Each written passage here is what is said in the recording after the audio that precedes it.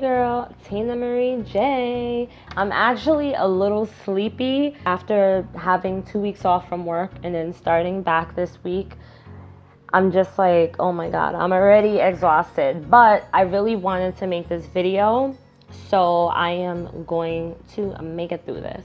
First of all, I hope you guys had a good day. I know I enjoyed mine. Mine wasn't too bad. What I actually wanted to do was something I've never really done before. So as most of you guys may know, I love to write.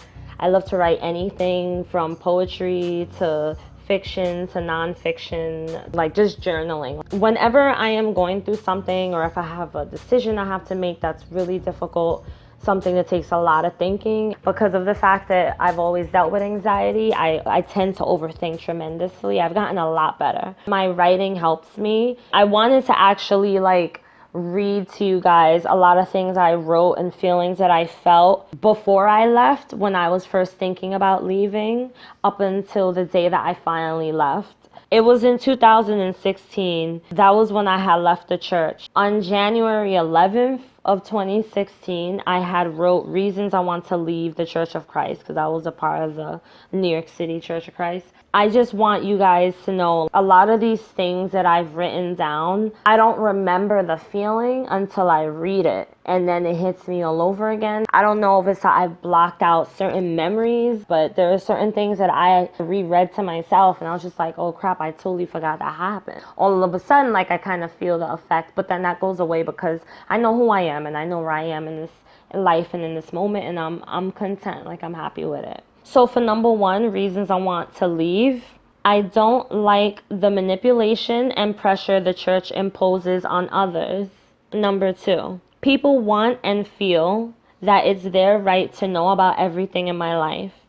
Number three, to be a member, you must be baptized, even if you've been baptized already elsewhere. Number four, members like to keep tabs on others. It makes me feel like I'm sinning if I don't dedicate all my life to the church. Number five, there's a lot of Christian standards that are set high, in my opinion. Number six, overall, I feel like the church looks for things to work on in you. I feel at times overly watched. Number seven, being restored is just a word to me. I will never be a straight A Christian, so I feel that unless it's biblical, it's not very necessary. So much rides on my being restored, and I feel more focus should be on continuing to grow in God, minus the pressure of restoration studies. Number eight, I understand the intentions, however, I don't always agree with the way it's brought about. Number nine, I love the people, but I don't want to be a part of a church that thinks it's okay to dismiss people because they won't obey the leader's commands. I don't want to be a part of a church that forces people to get baptized after they've said that they have already been baptized. So that was the first thing I wrote. And again, that was dated January 11, 2016. I actually had not been to service since around Christmas time. The last service I went to was I think the Sunday before Christmas. So by the time that I had wrote this journal entry, I had not been to church since then, and this was basically my short period of really just analyzing every single day, pretty much almost all day long. Should I stay in this church or should I leave? I also wrote after that entry on the same day things that the church have told me. So under here I have a list. I haven't actually read these off to myself. I'm gonna read it to you guys, and it's gonna be my first time reading it to myself. You haven't been forgiven yet until you've been baptized. People have to be baptized because anything before that was just water. Anyone who's not baptized in water won't make it to heaven. If you leave, you'll fall away. We're the true Church of Christ. So this is a list of things that the church has told me, and these are the things I wrote. And this was only probably 2 to 3 weeks after I had stopped attending. So these are all fresh emotions. So this next little entry I'm going to read to you guys was actually written on the same day. I definitely thought really long and hard on it. I had a lot of anxiety during the time. True unspoken thoughts about the church. Below is what I truly feel and think about the NYCCOC. These feelings are coming only from myself and are no disrespect or bitterness towards the church or its members. These are thoughts that I cannot freely say to the church myself. I felt uneasy and skeptical the moment I stepped into the church. I felt very pressured to do Bible studies and to get baptized. I feel that the church has cult-like tendencies, and I've felt this way before I learned about their reputation. Not all of the members are invasive and obsessive, but many are. I believe that though the intentions of the church are good, many want to control and keep tabs.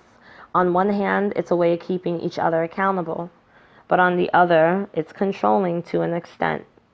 The church likes to know who you are, who you hang out with, and whether or not you've invited them to church yet.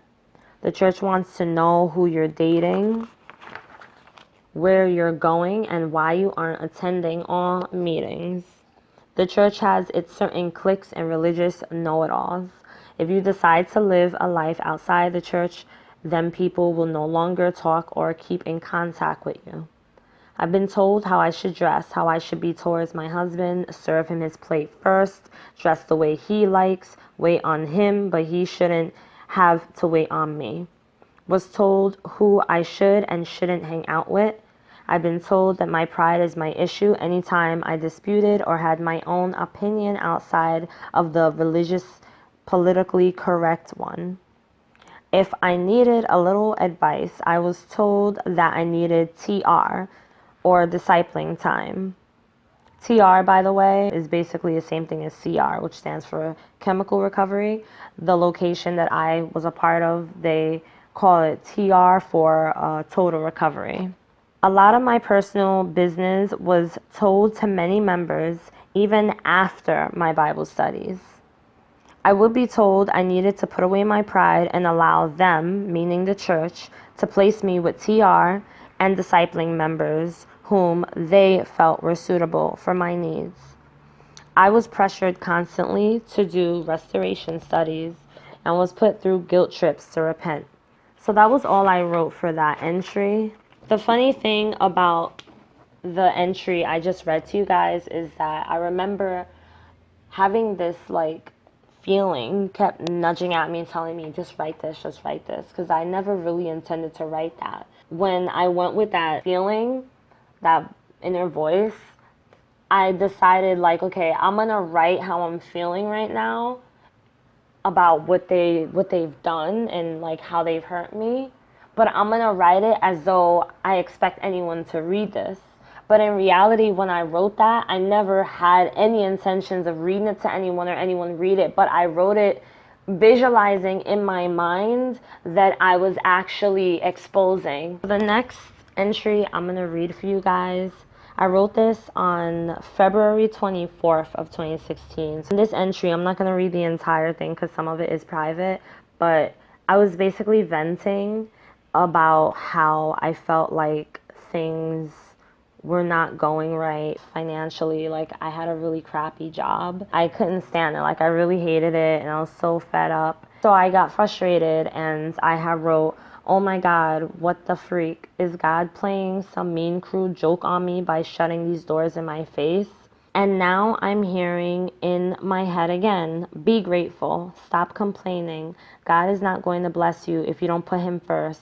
Get out of my head, leave. I want to pray, but I can't. God is probably mad with me. He probably doesn't even want to hear it. I don't want him thinking I'm using him as my personal genie. I'm worried he's mad that I left the church. I know this all sounds crazy, but as much as I tell myself it's all bull, I can't make my brain follow. Maybe I'll just fight it and pray anyway. Pray for everything. Day by day, leaving the church is becoming easier, though it still haunts me. I'm learning to trust my own uncomfortable feelings and rely 100% on the church less. I believe this is just a learning curve, a process for me. With the church, I learned a lot. I found myself yet lost myself at the same time. It was both the best yet the worst experience for me. At times I felt free through God, but I felt pushed and pulled by people. I've been dictated and told so many times about myself as though I myself am clueless, have no knowledge, and is untrainable. I'm told if I'm ready to be saved and if I am saved. Told if I've fallen away and how far from grace I am. Told I'm lazy and whether or not God is first in my life. I've been scolded, yelled at, felt judged, disciplined, and told off. I've been told I shouldn't follow my feelings and my heart is deceitful. Expected to seek advice for all my decisions that now I don't know how to trust my own judgment anymore. I'm afraid to trust others, even myself. I've been pushed into a corner, interrogated, and probed. My very personal business has been shoved around on a sheet of paper for later judgment. People I've never even met were many times invited without my permission or knowledge into meetings with me and studies. Most are coming from a good place, but never greet you until they hear you are struggling. They will be your best friend, hang with you and care. That is until you decide to leave and voice what's really bothering you, which is the church. The moment you decide to be brave enough to speak up and say what you feel is wrong or needs to change, you're shunned off. If you dare decide to walk away and find another church or learn God on your own, then you find out who those are that really, genuinely cherish you all these years as a friend or as a case study, a number, another notch of those saved not by grace but by people. I've been told that I need to be with the body, but the body only cares for those who are recruited. Anyone, anything, any plans outside of the body is assumed to be a possible cause for temptation. Therefore, missing events and services are not easily passed up. Don't let the body fool you. They can easily break up by disfellowshipping one of their own who dares make a decision, whether good or bad, sinful or not. On February 29th of 2016, I wrote a small short entry where I was talking about how happy I was that I had connected with these two other women in my age group who were also a part of the church but left at around the exact same time I left, and we all got together and started hanging out. And at the end of the entry I said they made it a true confirmation for me that I'm not freaking crazy about this church. For me, that was my first time really feeling yes, somebody gets me. Somebody understands. And even though I kind of didn't feel like people got it the way I got it, I almost feel like I internalized it differently than most other people. Some people may say, oh, that's just people. That's just what people do. That's just what people do. I take it more serious than that. I'm the one who's just people are doing the same thing over and over and over and over and hurting people over and over. How do you not see the problem? I just tend to internalize things a lot more deeply, and I tend to feel a lot more deeply. I'm very, very emotional person when it comes to myself, when it comes to others. This century, I really, really, really was excited to share with you guys because I was talking about how I felt about my fears of leaving the church. January 19 of 2016. Number one, if I leave, I won't find a church that will give me the correct teachings. Number two, I won't make it to heaven elsewhere because it's not easy to find a church like this. Number three, people will distance themselves from me and decide to no longer associate with me. Number four, what if I'm really wrong and I'm just running away from the real painful truth? Real painful truth meaning what they teach, their doctrine. Number five, I don't want my departure from the church to eventually lead into a departure from God. Number six, I don't want to find another church that ends up being wrong. Number seven, I don't want a church hop. Number eight, afraid I won't make connections or find unity as I do here. Number nine, I don't want my girls to suffer. My girls meaning my daughters. Number 10, I don't want God mad at me. Number 11, God won't bless me and my family if I leave, especially if I leave and join a church with false doctrine. Number 12, biggest fear, I will go to hell.